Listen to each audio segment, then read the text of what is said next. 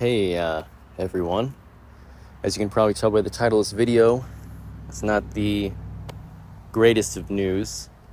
Apparently, Comicstorian has passed away in an accident.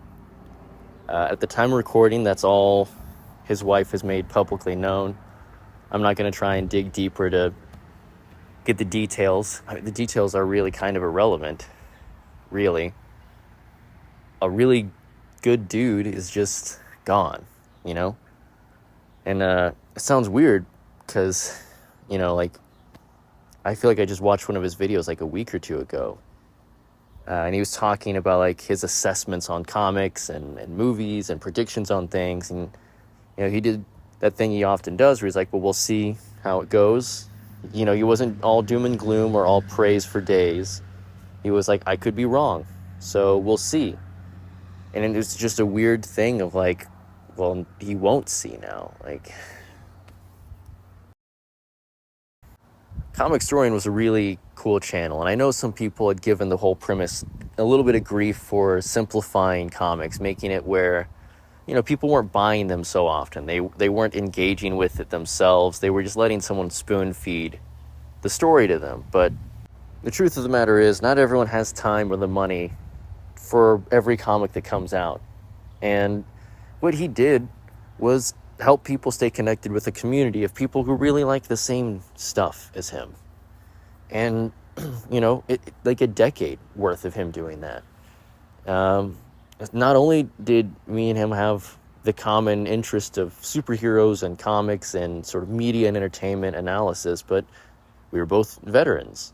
And actually, while I was still in the Army, I remember seeing him say that in one of his videos, and I thought, oh, wow, I didn't even know that, you could be someone whose job is to appear very outwardly tough, but then also outwardly like nerd media.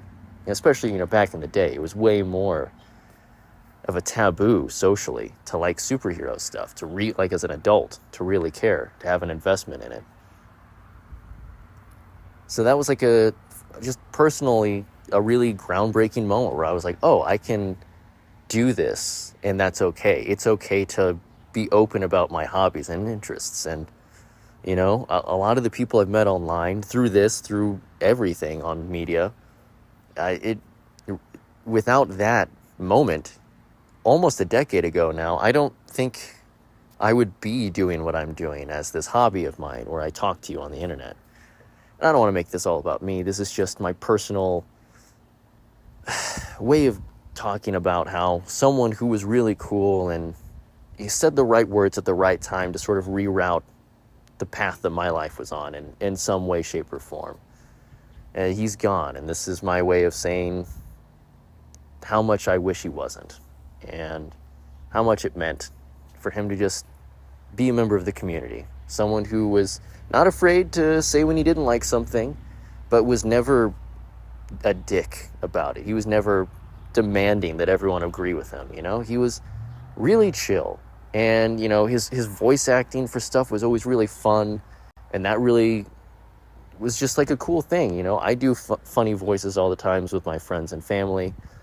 But I did them a lot less before I was like, well, if he's doing it and no one seems to be attacking him and making his life miserable, it's probably okay to have fun, And it's that weird paracausal relationship we have with people in media. And maybe some of you have it with other, people on social media, other people you're watching the videos of right now, today.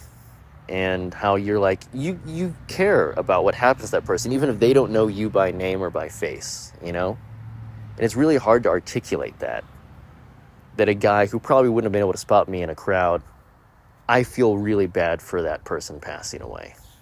I mean, losing a life in general is always tragic, but it's really hard to find really strong, cool, core facets of the communities that we're in, right?